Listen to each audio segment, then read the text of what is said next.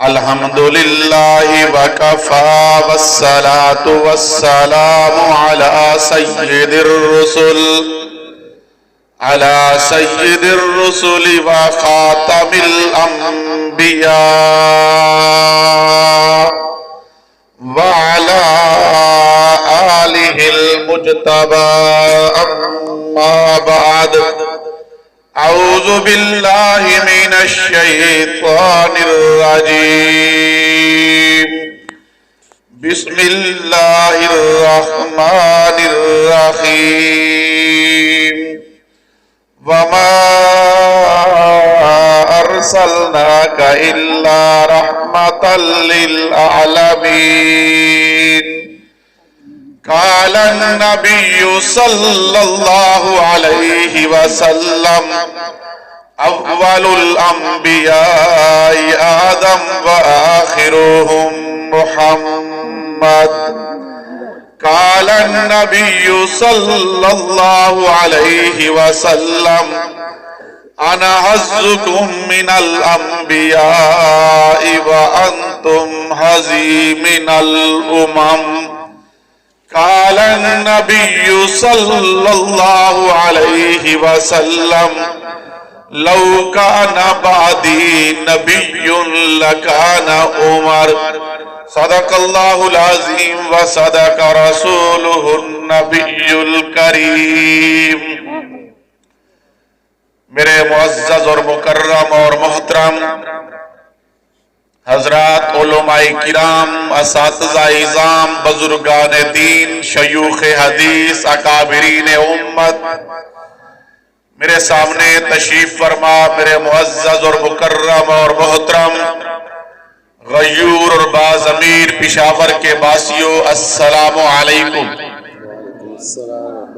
جیسا کہ آپ کے سامنے یہ اعلان کیا گیا ہے کہ تحفظ ناموس رسالت اور تحفظ ختم نبوت کے حوالے سے میں نے آپ دوستوں کے سامنے اختصار کے ساتھ دو چار باتیں عرض کرنی ہیں، اور میرے بعد انشاءاللہ اکابرین علماء دیوبند آپ دوستوں کے سامنے مفصل اور مدلل گفتگو فرمائیں گے۔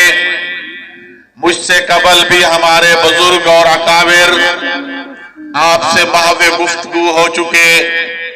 رحمت کائنات، مقصود کائنات، سردار انبیاء محمد مصطفیٰ احمد مجتبیٰ حبیب کبریاء خاتم النبیین، اونچی آواز سے کہہ دیجئے صلی اللہ علیہ وسلم، اور اونچی آواز سے آواز آنی چاہیے، گونج پیدا ہو جانی چاہیے، پتہ چل جانا چاہیے کہ حضور کے غلام، عاشق اور دیوانے اور متوالے اپنے پیارے نبی پر درود پڑھ رہے ہیں۔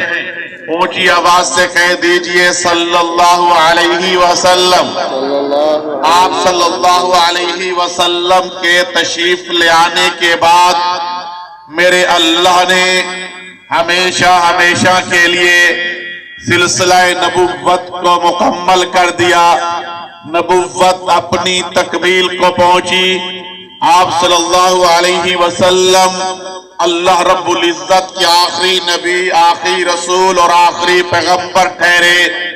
حضرت آدم علیہ السلام سب سے پہلے نبی، آپ صلی اللہ علیہ وسلم سب سے آخری نبی۔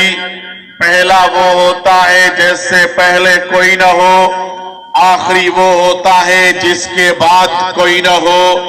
حضرت آدم علیہ السلام سے پہلے کوئی نبی نہیں تھا۔ آپ صلی اللہ علیہ وسلم کے بعد اب قیامت کی صبح تک کوئی نبی پیدا نہیں ہوگا۔ اس عقیدے کو عقیدہ ختم نبوت کہا جاتا ہے۔ یہ میرا بھی عقیدہ ہے۔ سٹیج پر تشریف فرما تمام اکابرین امت کا عقیدہ ہے۔ یہ آپ دوستوں کا بھی عقیدہ ہے، 1400 سال سے پوری امت مسلمہ کا یہ متفق عقیدہ ہے۔ آپ صلی اللہ علیہ وسلم اللہ کے آخری نبی اور آخری رسول ہیں، یہ میرا اور آپ کا بنیادی عقیدہ ہے۔ اگر یہ بنیادی عقیدہ ختم نبوت ہے تو میرا ایمان ہے، اگر یہ بنیادی عقیدہ ختم نبوت ہے تو میں مسلمان ہوں، اگر یہ بنیادی عقیدہ ختم نبوت ہے تو میری نماز ہے، روزہ ہے، حج ہے، عمرہ ہے، بیت اللہ شریف کا طواف ہے، تہجد ہے، اشراق ہے، نوافل ہے، تراویح ہے، تبلیغ ہے۔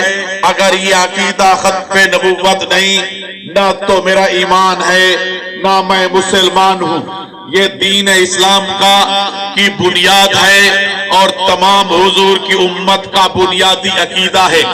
آج میں آپ کے اس اجتماع میں حاضر ہوا ہوں اور میں چاہتا یہ ہوں کہ دیکھو، زندگی کا کچھ پتہ نہیں کس وقت میری اور آپ کی زندگی کی شام ہو جائے، کس وقت میری اور آپ کی زندگی بے وفائی کر جائے، یہ بھی معلوم نہیں کہ میں اس عیدگاہ سے زندہ واپس بھی جا سکوں گا یا نہیں، زندگی کا کچھ پتہ نہیں۔ آج ایک بڑے اجتماع کے اندر میں اور آپ شریک ہیں۔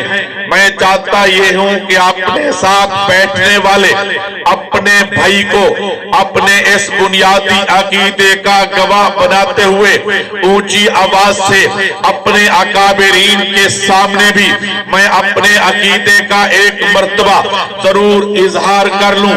کہہ دیجئے اونچی آواز سے، آپ صلی اللہ علیہ وسلم اللہ کے آخری نبی ہیں۔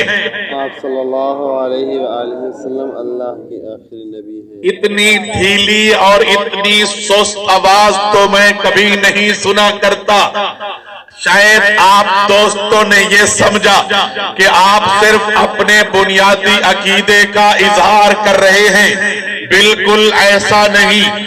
جہاں آپ دوست اپنے بنیادی عقیدے کا اظہار کر رہے ہیں، وہاں اپنے پیارے نبی جناب محمد عربی صلی اللہ علیہ وسلم کے ازلی اور غالی دشمن قادیانیت اور مرزائیت کے سینے پر ایک زوردار چوٹ بھی لگا رہے ہیں۔ چلو اپنے بنیادی عقیدے کے اظہار کے ساتھ ساتھ حضور کے دشمن کے سینے پر ایک مرتبہ زوردار چوٹ لگانے کے لیے اپنے بنیادی عقیدے کا ہاتھ لہرا کر اونچی آواز سے اظہار کیجئے، کہہ دیجئے آپ صلی اللہ علیہ وسلم اللہ کے آخری نبی ہے، اور اونچی آواز سے آپ صلی اللہ علیہ وسلم اللہ کے آخری رسول ہے۔ آخری نبی۔ حضور کے بعد اب قیامت کی صبح تک کوئی نبی پیدا نہیں ہوگا۔ اب توجہ میری طرف کیجئے، میری آدھی گفتگو مکمل، اگلی آدھی شروع۔ میرے دوستو توجہ کیجئے، مرزا غلام قادیانی بد نصیب نے نبوت کا جھوٹا دعویٰ کیا۔ جھوٹا دعویٰ تو اسود انسی نے بھی کیا، جھوٹا نبوت کا دعویٰ تو مسیلمہ کذاب نے بھی کیا، نبوت کا جھوٹا دعویٰ تو سجا نامی ایک عورت نے بھی کیا، طلیہ اسدی نے بھی کیا، بہاء اللہ ایرانی بھی نے بھی کیا، مرزا غلام قادیانی نے بھی کیا۔ اسود انسی یہ کہتا تھا کہ میں بھی نبی، حضور بھی نبی، میں بھی نبی، حضور بھی نبی۔ وہ یہ کہتا تھا کہ میں چھوٹا، حضور بہت بڑے۔ مسیلمہ کذاب یہ کہتا تھا کہ میں دیہاتوں کا نبی۔ اب مرزا غلام قادیانی نے بھی نبوت کا جھوٹا دعویٰ کیا۔ مرزا غلام قادیانی کہتا تھا کہ میں بعین ہی وہی محمد ہوں جو 1400 سال پہلے تشریف لائے تھے۔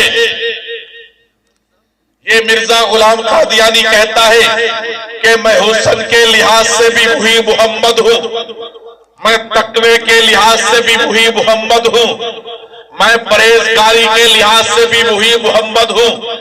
اس مرزا غلام قادیانی بد نصیب نے آج ہر قادیانی پشاور کا بسنے والا یا چار سدہ کا یا شب قدر کا، پنجاب کا یا خیبر پختونخوا کا، سندھ کا یا بلوچستان کا، گلی محلے میں پھرنے والا، چھوٹا ہو یا بڑا، جوان ہو یا بوڑھا، تاجر ہو یا ملازم، آج ہر قادیانی کا یہ نظریہ ہے کہ مرزا غلام قادیانی بعینہ ہی وہی محمد ہو جو حضرت ختیجہ کا خاوند تھا، مرزا قادیانی بعینہ ہی وہی محمد ہے جو حضرت عائشہ کا میاں تھا، حضرت فاطمہ کا ابا تھا، حضرت حسن حسین کا نانا تھا۔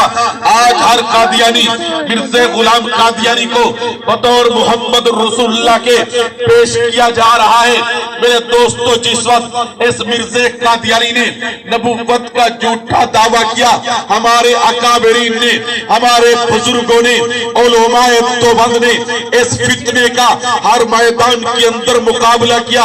وہ مباحثے کا میدان ہو تب بھی میرے بزرگوں نے مقابلہ کیا، مناظرے کا میدان ہو تب بھی میرے اکابرین نے مقابلہ کیا، عدالت کا میدان ہو تب بھی میرے اکابرین نے مقابلہ کیا، آئین کا میدان ہو تب بھی میرے اکابرین نے مقابلہ کیا، قانون کا میدان ہو تب بھی میرے اکابرین نے مقابلہ کیا، پارلیمنٹ کا میدان ہو تب بھی میرے اکابرین نے مقابلہ کیا، تحریر کا میدان ہو تب بھی میرے بزرگوں نے مقابلہ کیا، تقریر کا میدان ہو تب بھی میرے بزرگوں نے مقابلہ کیا۔ الحمدللہ ہر میدان کے اندر حضور کا دشمن ناکام ہوا، حضور کے دشمن کو شکست ہوئی، میرے اکابرین علماء دیوبند کو فتح ہوئی، حضور کی ناموس کے تحفظ کے لیے وہ کامیاب ہوئے، حضور کی عزت و ناموس اور ختم نبوت کی چوکیداری میں وہ کامیاب ہوئے، حضور کی ختم نبوت کے تحفظ کی وکالت کے اندر میرے اکابرین کامیاب ہوئے۔ سبحان اللہ۔ میں تمام میدانوں پہ گفتگو کرنے کی بجائے صرف ایک میدان کو لیتا ہوں، بس اس پر مختصر گفتگو کر کے آپ سے اجازت چاہوں گا۔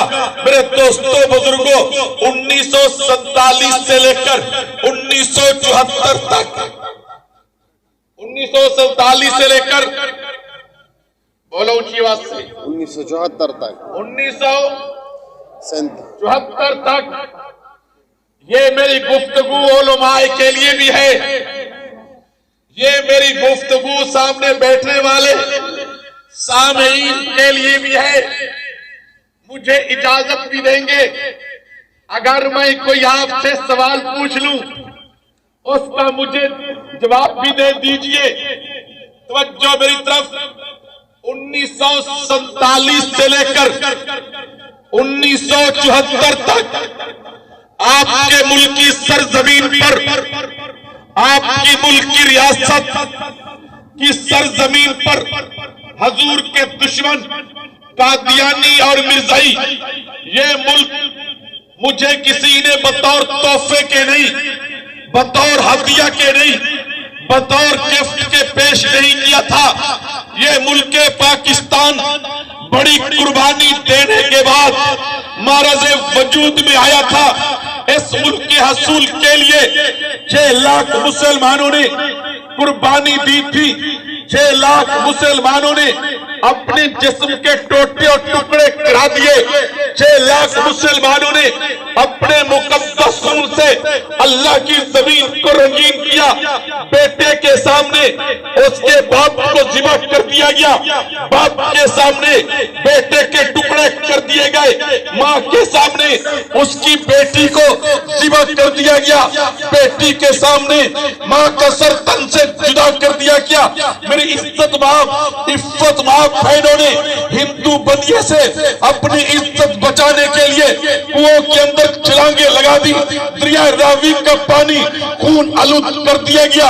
قدرت اللہ شہاب لکھتا ہے، جس وقت میں وہاں سے نکلا میں نے دائیں اور بائیں کیا منظر دیکھا کہ مسلمانوں کے بچوں کو گاجر مولی کی طرح کاٹ کاٹ کے ڈال رکھا تھا، کسی کا بازو نہیں تو کسی کی ٹانگ نہیں، کسی کا سر دھڑ سے جدا ہے، کسی کا پیٹ چاک کیا ہوا ہے۔ میں نے یہ بھی دیکھا کہ مسلمانوں کے بچوں کو درختوں کے تنوں کے ساتھ کیل ٹھوک کے لٹکا رکھا رکھا تھا، اتنی بڑی قربانی دینے کے بعد یہ میرا ملک معرض وجود میں آیا، یہ میرا ملک کلمہ طیبہ کی بنیاد پر بنا۔ اگر میں یہ کہوں تو شاید غلط نہیں ہوگا، یہ میرا ملک پاکستان محمد الرسول اللہ کے نام پر بنا تھا۔ کلمہ طیبہ کے اندر لفظ محمد نہ ہوتا، نہ کلمہ ہوتا، نہ ملک ملتا۔ سبحان اللہ۔ یہ ملک کس کے نام پر ملا؟ محمد کے نام، اونچی بات سے اونچی بات سے محمد کے نام۔ میری گفتگو سمجھ آ رہی ہے؟ پشتو میں گفتگو بات کروں جی جی آ رہی ہے؟ آپ توجہ رکھیں۔ محمد رسول اللہ کے نام پہ مرض وجود میں آنے والی ریاست، کلمہ طیبہ کے نام پر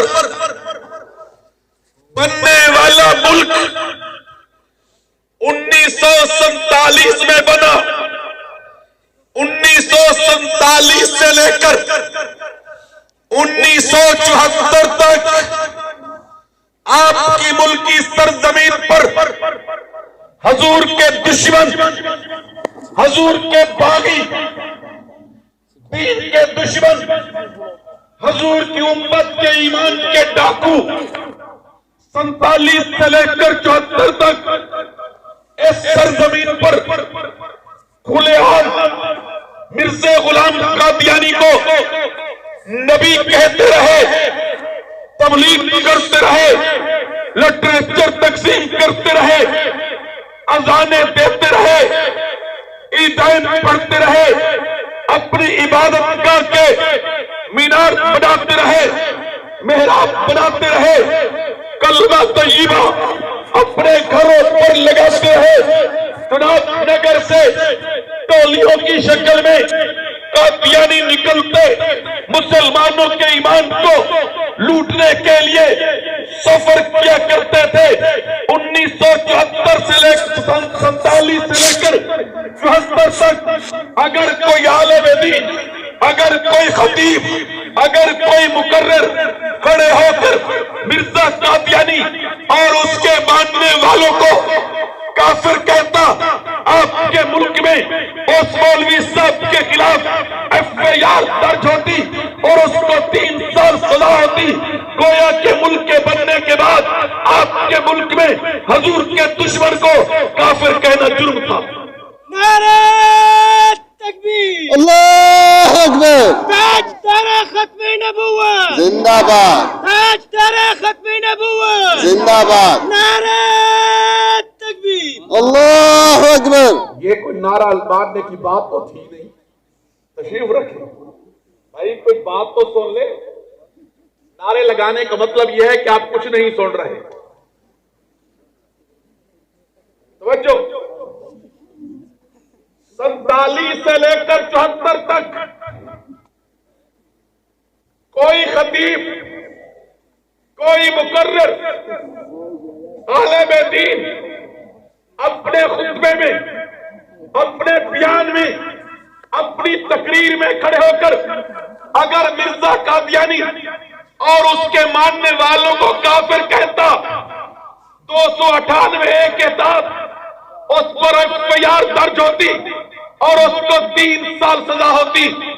74 میں قادیانیوں نے جسارت کی، جناب نگر کے ریلوے اسٹیشن پر ملتان کے میڈیکل کالج کے سٹوڈنٹ میں اپنی عادت کے مطابق انہوں نے لٹریچر تقسیم کیا۔ اس لٹریچر کے اندر یہ لکھا تھا کہ حضور اللہ کے آخری نبی نہیں، مرزا غلام قادیانی آخری نبی ہے۔ مرزا کو دیکھنے والا صحابی، مرزا کی بیوی ام المومنین، مرزا کی بیٹی سیدۃ النساء، مرزا کی اولاد اہل بیت، مرزا کو ماننے والا مسلمان جس وقت یہ پڑھا، ان طلباء نے، ان سٹوڈنٹ نے ختم نبوت زندہ باد کے نعرے لگائے، جھگڑا ہوا، کلیش ہو گیا، تاریخ چلی۔ 1974 کی تاریخ نے زور پکڑا، تاریخ جلدی جلدی پاکستان کی پارلیمنٹ میں آئی۔ پارلیمنٹ کے اندر مرزا ناصر کو طلب کیا گیا، 13 دن پارلیمنٹ کے اندر مرزا ناصر کسی ارکان پارلیمنٹ کو یہ اجازت نہیں تھی کہ وہ مرزا ناصر سے سوال کرتا، کسی ارکان پارلیمنٹ کو کہ وہ ڈائریکٹ مرزا ناصر سے سوال کرتا، کسی کو اجازت نہیں تھی۔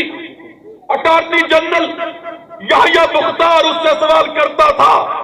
چلتے چلتے ایک دن یحییٰ مختار نے مرزا ناصر کے سامنے ایک کتاب کھولی، کھولنے کے بعد اس نے وہ کتاب مرزا ناصر کو دکھائی اور کہا یہ کتاب آپ کی ہے؟ مرزا ناصر نے کہا کہ یہ کتاب ہماری ہے۔ کیا یہ کتاب آپ کے دادا مرزا قادیانی نے لکھی؟ اس نے کہا کہ ہاں میرے دادا مرزا قادیانی کی لکھی ہے۔ پوچھا اس کتاب کے اندر جو کچھ لکھا ہے وہ غلط ہے یا صحیح ہے؟ مرزا ناصر نے کہا اس کے اندر جو کچھ لکھا ہے وہ 100% صحیح ہے اور اس پر میرا ایمان ہے۔ اٹارنی جنرل نے اس طرح کر کے کتاب کھولی، صفحہ نمبر 547 اور 48 کھولا۔ کھولنے کے بعد یحییٰ مختار نے عبارت پڑھنی شروع کی اور اس کے اندر یہ لکھا تھا ہر وہ شخص چاہے ایم این اے ہے، ایم پی ہے، نون لیگ کا ہے، پیپل پارٹی کا ہے، جمعیت کا ہے، یا چاہے جس پارٹی کے ساتھ تعلق رکھتا ہے، وہ جج ہے، وہ جسٹس ہے، وہ وکیل ہے، وہ تاجر ہے، وہ ملازم ہے، وہ ماسٹر ہے، وہ پروفیسر ہے، ہر وہ شخص جو مرزا غلام قادیانی کو نبی نہیں مانتا وہ ذریت البغایا ہے۔ وہ کون ہے؟ وہ بدکار عورت کی اولاد ہے، اس کی ماں بدکارہ ہے۔ یحییٰ مختار نے یہ حوالہ پیش کرنے کے بعد پوچھا ناصر سے اس کو آپ تسلیم کرتے ہیں یہ صحیح ہے یا غلط؟ اس نے کہا یہ 100% صحیح ہے۔ یحییٰ مختار نے کہا کہ ارکان پارلیمنٹ سے میں پوچھتا ہوں کہ مرزا غلام قادیانی کو نبی مانتے ہیں؟ تمام ارکان پارلیمنٹ نے کہا کہ ہم نہیں مانتے۔ مرزا ناصر سے پوچھا کہ ان کے متعلق آپ کی کیا رائے ہے؟ مرزا ناصر نے کہا کہ جو کتاب کے اندر لکھی ہے۔ یہ سننے کے بعد پورے ارکان پارلیمنٹ کھڑے ہوئے۔ جناب ذوالفقار علی بھٹو کی آنکھوں میں خون اتر آیا۔ اس نے کہا ان کو کس نے حق دیا ہے کہ میری ماں کو بدکارہ کہے؟ یہ کون ہوتے ہیں؟ 13 دن کی بحث کے بعد تمام ارکان پارلیمنٹ نے متفقہ طور پر اس فیصلے پر سائن کیے کہ مرزا قادیانی اور اس کے ماننے والے کون؟ کافر، اونچی آواز سے کافر، اور اونچی آواز سے کافر۔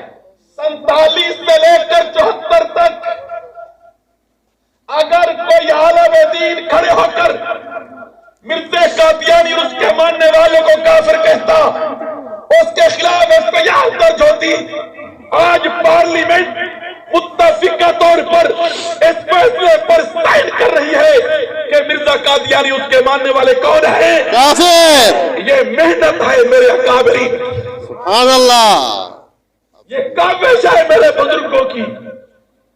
مفکر اسلام حضرت مولانا مفتی محمود صاحب کی فکر یہ یہاں تک پہنچی کہ پارلیمنٹ کو فیصلہ لکھنا پڑا کہ مرزا قادیانی اس کے ماننے والے کون ہیں؟ کافر۔ اتنی گفتگو اور بھی علماء کرتے ہیں، اور بھی بزرگ کرتے ہیں کہ پارلیمنٹ نے قادیانی کو کافر قرار دیا۔ کہتے ہیں اونچی آواز سے کہتے ہیں اگر کوئی شخص، توجہ، اگر کوئی شخص مجھ سے اس موقع پر ایک سوال کر لے کوئی سامعین میں سے کھڑے ہو کر مجھ سے سوال کر لے مولوی صاحب ٹھیک ہے کہ پارلیمنٹ نے قادیانیت کو غیر مسلم اقلیت قرار دیا، ٹھیک ہے تسلیم کرتے ہیں، یہ تو بتاؤ کہ آئین کے کس آرٹیکل کے تحت ان کو کافر قرار دیا؟ سمجھے ہو؟ جی ٹھیک ہے کافر قرار دیا، آئین کے کس آرٹیکل کے تحت؟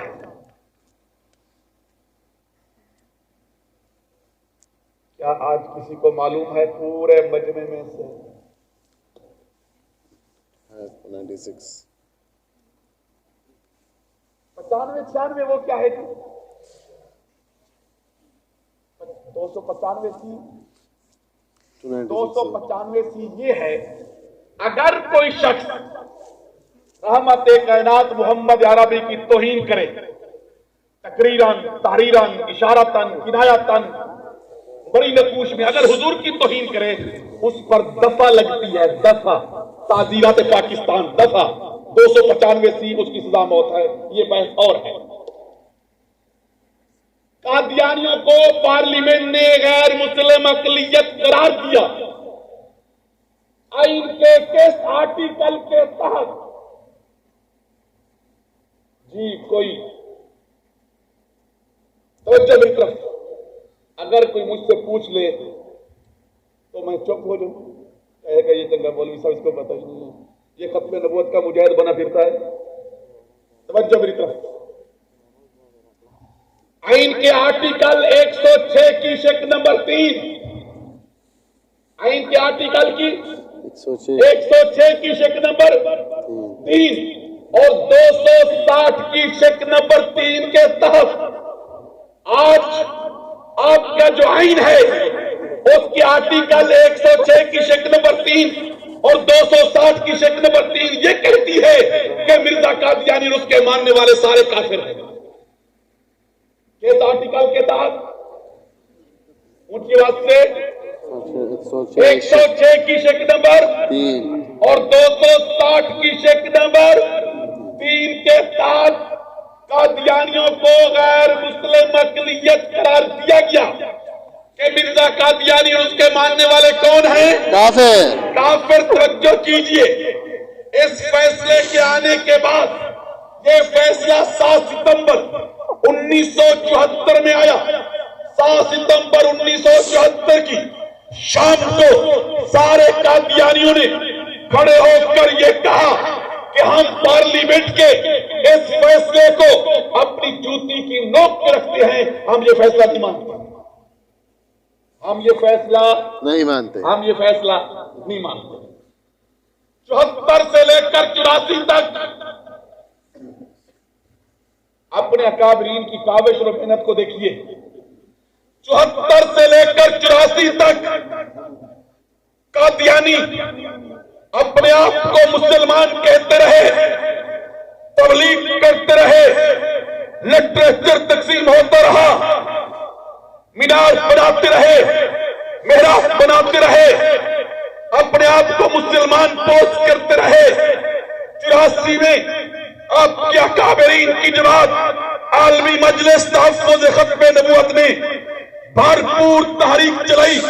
اس تحریک کے نتیجے میں تعزیرات پاکستان یا پاکستان پینل کوڈ میں 2 دفعات کا اضافہ کر دیا گیا، 298 بی اور 298 سی، اور اس کے اندر یہ لکھا اگر کوئی قادیانی اپنی تبلیغ کرے، اگر کوئی قادیانی اپنے آپ کو مسلمان کہے، اگر کوئی قادیانی لٹریچر تقسیم کرے، اگر کوئی قادیانی اپنی عبادتگاہ کا مینار بنائے، اگر کوئی قادیانی اپنی عبادتگاہ کا محراب بنائے، اگر کوئی قادیانی اذان دے، اگر کوئی قادیانی کھلے عام قربانی کا جانور ذبح کرے، اگر کوئی قادیانی کسی کو السلام علیکم کہے، اگر کوئی قادیانی اپنے گھر کے اوپر کلمہ لگائے اس کے اوپر دفع لگے گی 298 بی اور سی، اور اس کی 3 سال سزا ہوگی، اس کی 3 साल सजा होगी। उसकी 3 साल सजा। सजा होगी।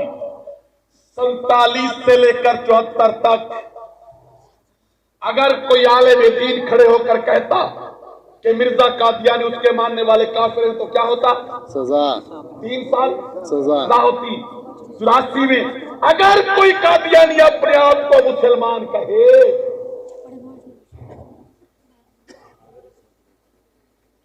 उस पर एफआईआर दर्ज होगी और 3 साल सजा। सजा होगी। ये आप क्या कादरी, ये आपके बुजुर्गों की मेहनत।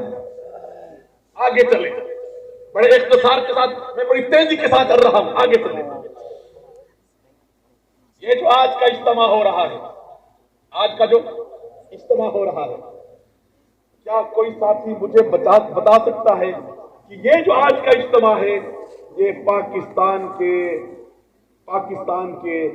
किस आइन के तहत मैं इज्तिमा कर रहा हूं?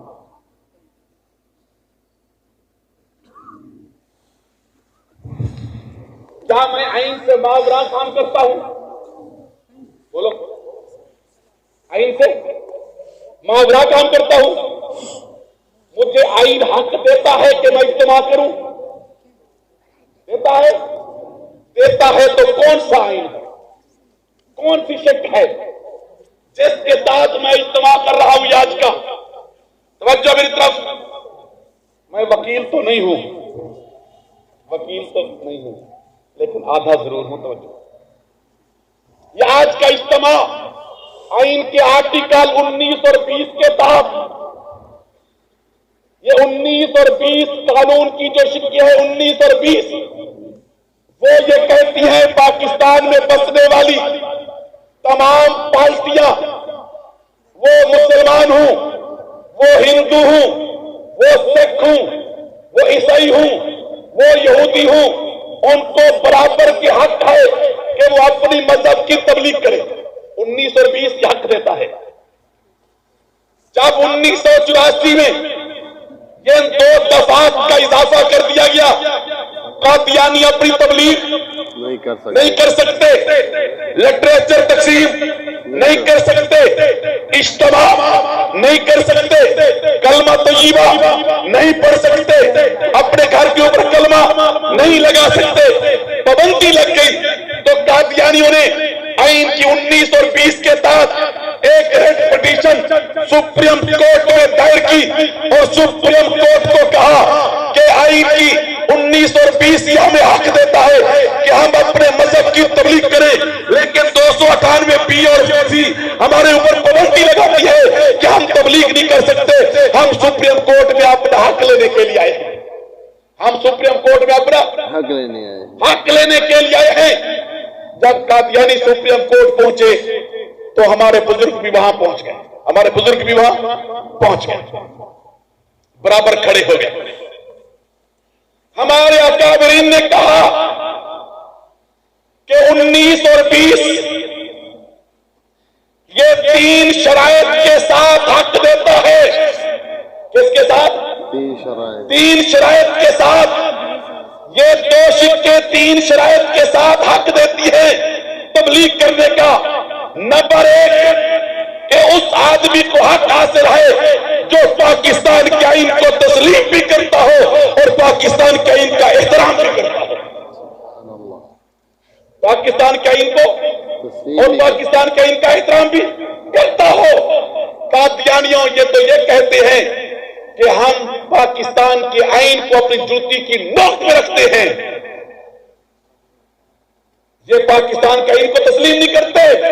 नंबर 2, आइन में दी गई कादियानियों की जो हैसियत है, अगर ये अपनी उस हैसियत को तस्लीम नहीं करते तो गोया कि इन्होंने आइन को तस्लीम नहीं किया। अगर आइन को तस्लीम नहीं करते तो इनको कोई हक नहीं देता। नंबर 2, 19 और 20 उस पार्टी को तबलीग का हक देती है जो कम अज कम अपनी तबलीग के अंदर तबलीग करने के बाद लॉ एंड ऑर्डर का मसला पैदा ना हो, लड़ाई झगड़े का खदशा ना हो। और मिर्जा गुलाम कादियानी उसके मानने वाले तो ये कहते हैं कि मिर्जा कादियानी खुद मोहम्मद रसूलुल्लाह है। ان کا نظریہ یہ ہے کہ مرزے کو دیکھنے والا صحابی ہے، ان کا نظریہ یہ ہے کہ مرزے کی بیوی ام المومنین ہے۔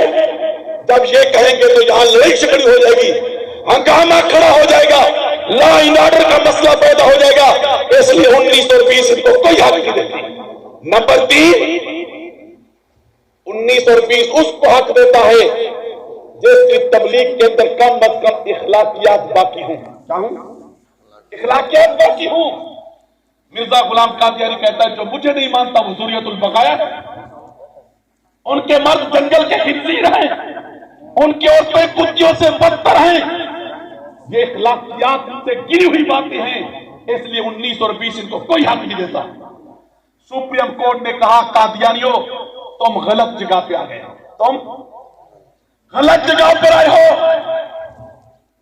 تم کس چیز کے حقوق لینے کے لیے آ گئے ہو؟ سپریم کورٹ نے کہا دھوکے باز اور فراڈیوں کے کوئی حقوق نہیں ہوتے،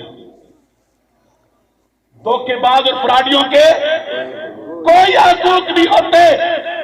تو مرزے کو محمد رسول اللہ کہہ کے دھوکہ دیتے ہو، فراڈ کرتے ہو، تو مسلمانوں کے سامنے کلمہ طیبہ پڑھ کے فراڈ کرتے ہو، ایسے فراڈیوں کے کوئی حقوق نہیں ہوتے۔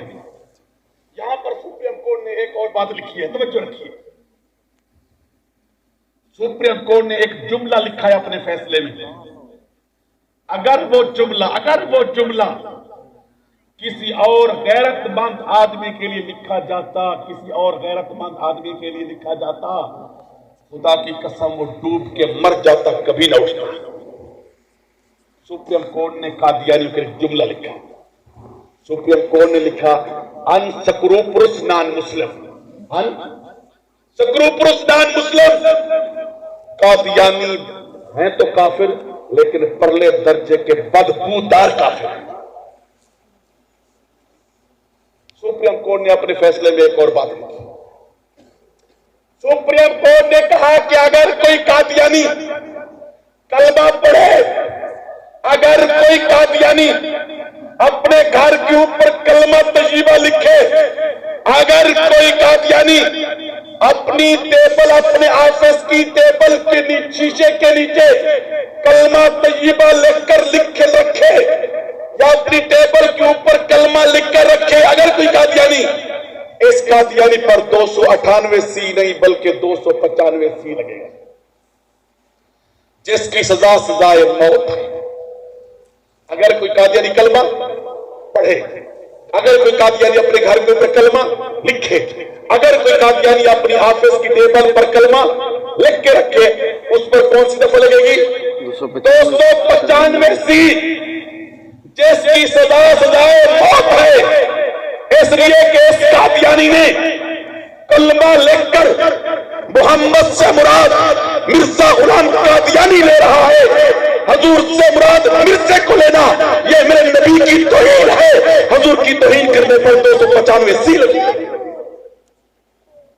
سپریم کورٹ نے اس فیصلے کے آخری صفحے سے پہلے والے صفحے پر ایک اور بات لکھی ہے، بس یہ بات سنا کے گفتگو مکمل کر رہا ہوں۔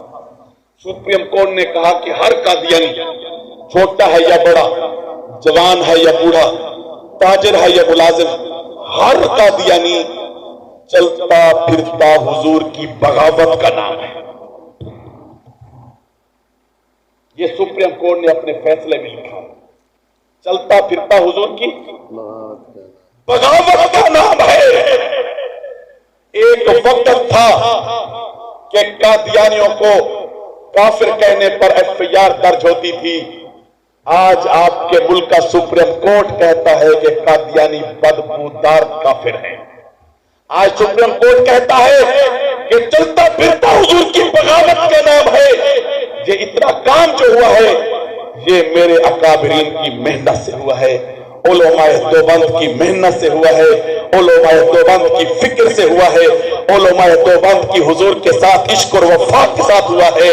آپ اپنے اکابرین کے کندھے سے کندھا ملا کر، اپنے بزرگوں پر اعتماد کر کے اپنے اکابرین کا ساتھ دیجئے، اگر آپ دوست اپنے اکابرین کا ساتھ دیں گے انشاءاللہ حضور کا دشمن بھی ختم ہوگا اور حضور کو گالیاں دینے والے کا وجود بھی انشاءاللہ ختم ہوگا انشاءاللہ. میں کیا توقع رکھوں انشاءاللہ آپ حضور کی ختم نبوت کے تحفظ کے لیے اپنے اکابرین کے ساتھ کھڑے آئیے نہیں.